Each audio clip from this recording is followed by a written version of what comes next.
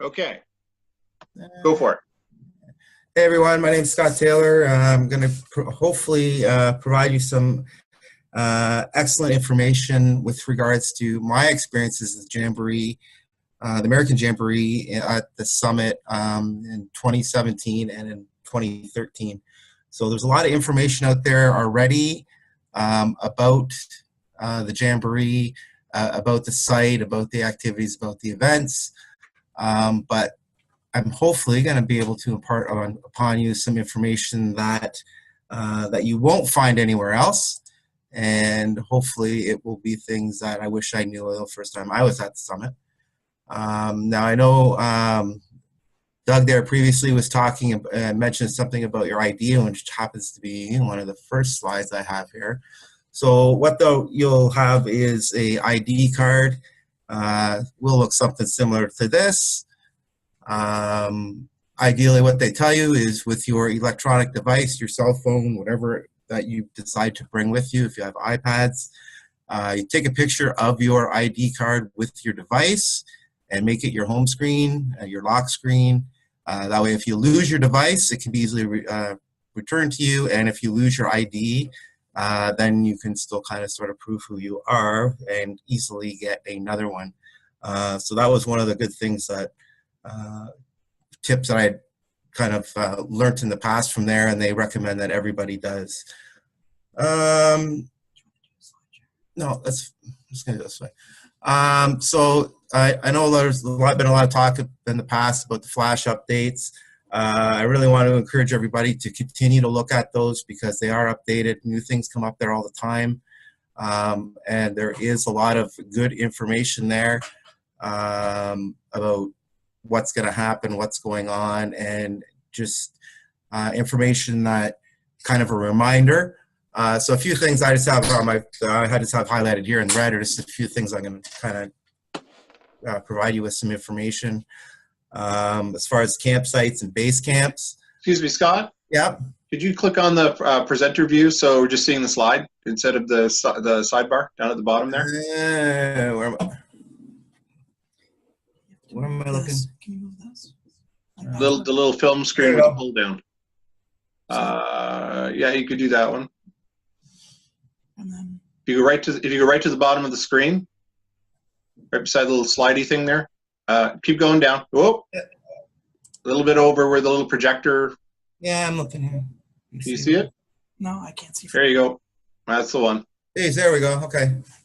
Thank you. Let me go back here. There we go. Let me get this out of my way. Okay. So just a few things that on here that I just kind of want to highlight. There's a lot of good information, but there's some information I'm going to provide on a couple of these things as well. So base camps and campsites. So one thing you're going to need to understand is that you'll have a pretty much marked out area. I believe we talked about it last weekend. It's 11 meters by 55 meters. That's where you're going to house your unit, set up all your tents in your kitchen, etc. It seems like a large space, but it's really not that large once you start setting everything up in that space. And why? Oh, not too far. I'm just going to skip by here. So on this screen here, there's a couple links that I'm going to ask. Hopefully we can share this. I'm not going to play the videos now. I'm not going to take the time to do that.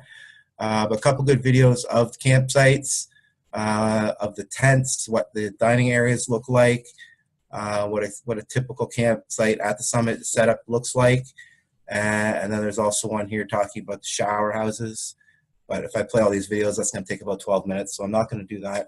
But definitely good information. I know there's a lot of people wondering what the tents are going to look like, so that you're going to have that here, what the cots are going to look like, the size of the tents. I would consider the tents a 4-person tent, but when you're only having 2 people in them with cots and your gear, so but I would definitely consider them a 4-person tent.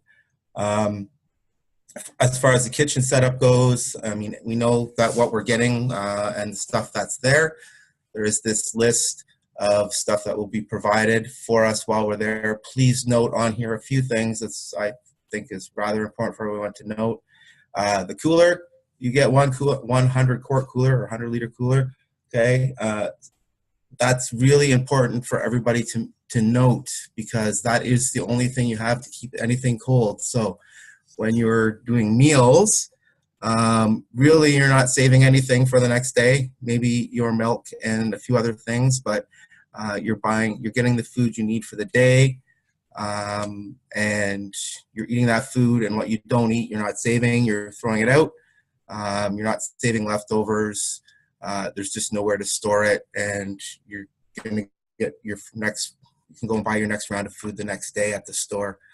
So that's a very important thing to note, that your refrigeration is not that much.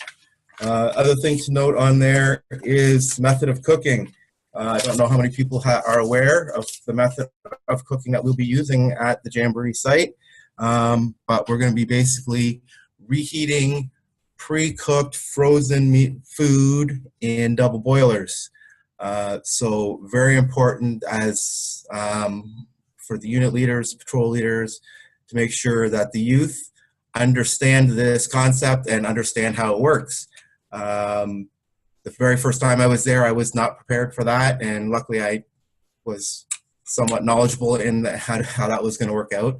And the last time I was there, obviously I knew in advance, but the other groups that I was with weren't not prepared for that type of cooking either. So it's a big learning curve.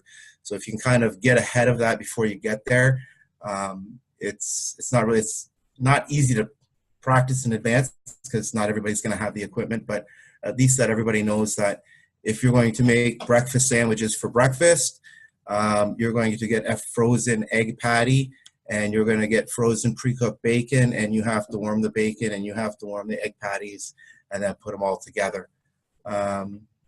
If you're going to have hamburgers, you're getting frozen pre-cooked burgers, you're warming them up in the double boiler. Same with hamburger. If you're going to make pasta and you have hamburger, you're going to get a bag of pre-cooked frozen hamburger meat, which again, you're just going to warm up. So very different type of cooking than I would say a lot of people are used to. So very important that everybody understands that in advance. One thing we found worked well both times I was there with the cooking was that each patrol took a day, and they were responsible for the food that day, breakfast, lunch, and supper.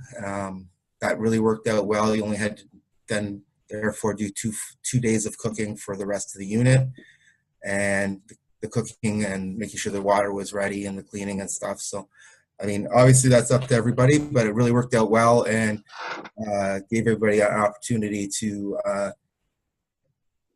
not have to get up early in the morning and go grocery shopping, and not have to be back early in the afternoon to go pick up their groceries from the grocery store for dinner. Hey, Scott, quick question. Yep.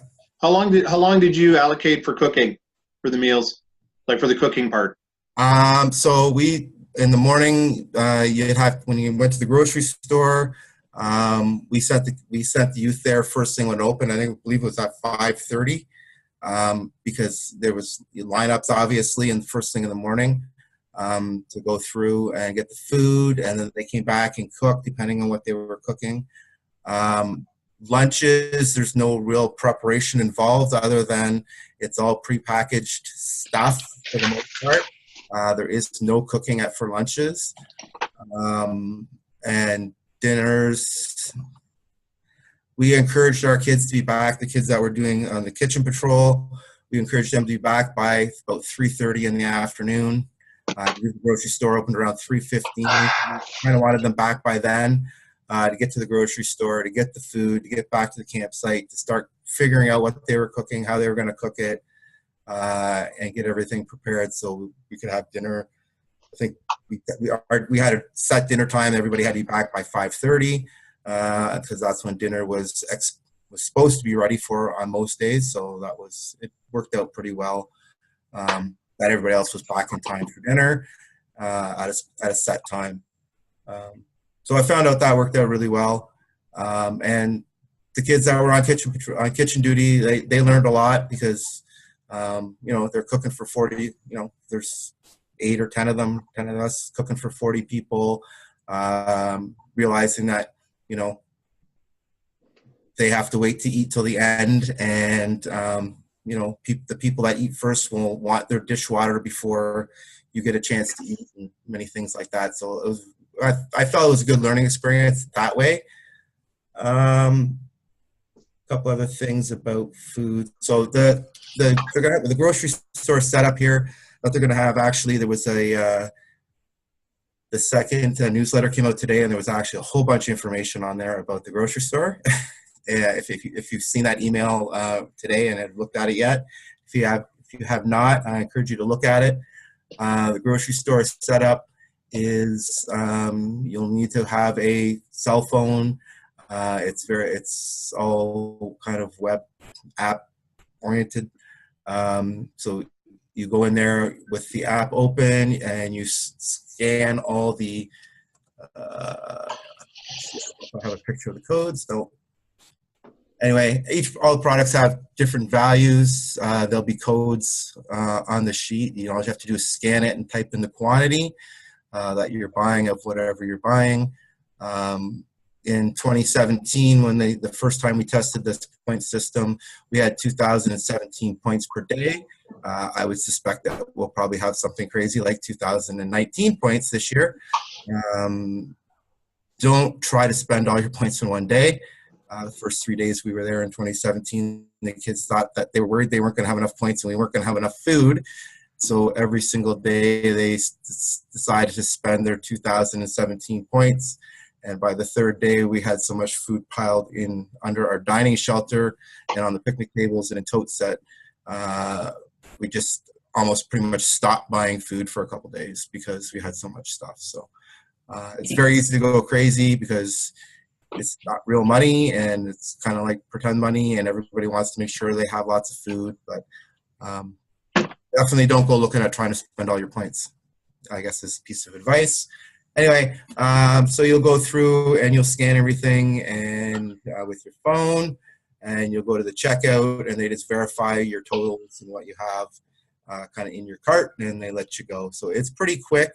It's technology, and there was lots of issues obviously in 2017 with the technology, and the app wasn't working, and we had the power outages, and we had a whole bunch of other stuff. So when we had those issues, they had made accommodations to work around that. So we'll have the same problems again, probably, more than likely. That's just the way it is with technology. And, you know, we are trying to camp at the same time, and we're not in, you know, as high tech as the summit is, you know, we're still out in the mountains, and have to deal with some issues there. You have about 3 minutes, Scott. Okay, I'm just going to hit on a couple more things here. So just go back to my list and figure out what's most important. Footwear, obviously very important. Everybody make sure you have comfortable footwear. Your feet will love you. If you have different types of footwear to change every day, I had 2 pairs of hiking boots that I just changed every single day because there was so much walking. It's unbelievable the amount of walking. So just as a quick example, I guess, to kind of highlight the walking, all the times I've stayed there, I stayed up here on the F subcamp, the Foxtrot. That was the international folks. For us to walk from there to Barrels, so we were up here, we walked to Barrels down here. That's 3.6 kilometers. Okay, and it's not flat terrain, it's up and down hills every way you go. If you were at Foxtrot and you went to the canopy over here for the canopy stuff, 5 kilometers. So a lot of walking. That right there will take you at least 45 minutes to walk from, if you were at F to walk to canopy. Okay, it's going to take you at least 45 minutes to walk there. So just kind of everybody to understand the amount of walking. When they say there is a lot of walking, it's a ton of walking. It's a lot of hills. It's a lot of roads, dusty roads, gravel roads. There is some transportation with buses when we went in 2017, but Sometimes you could wait 45 minutes for a bus for a walk that will take you a half an hour to get to. So don't necessarily rely on the buses so much. And I guess last thing I'd talk about is the shower houses, the bathrooms. They have great facilities there. Bathrooms are wonderful. There was a video in one of those links. They have for male, female, adult, and youth, all separated. So they're great. The showers are great, but they are nice and cold and refreshing. There is no hot water, so be prepared for that. It is all cold water. But after a hot day, hot dusty day, the cold showers are great. And I guess lastly, because we talk a lot about being connected at this Jamboree with cell phones, electronic devices, and that's kind of the way of our world these days and the youth of today. They do talk about having charging stations there. Please do not rely on the charging stations. They work great for the first 2 or 3 days. And after that, they're pretty horrible. If you're bringing electronic devices, make sure you have a solar charger. Plugging in anything anywhere is greatly discouraged. There are outlets at the bathroom facilities, but if you plug stuff in there, it will get confiscated, and then you'll have to go and retrieve it. And yeah, so that was a big thing in the past. So just to kind of remind everybody that you know, if you're planning on bringing electronic devices, make sure you have good solar charging equipment. And I'll leave it at that because I don't want to go any longer.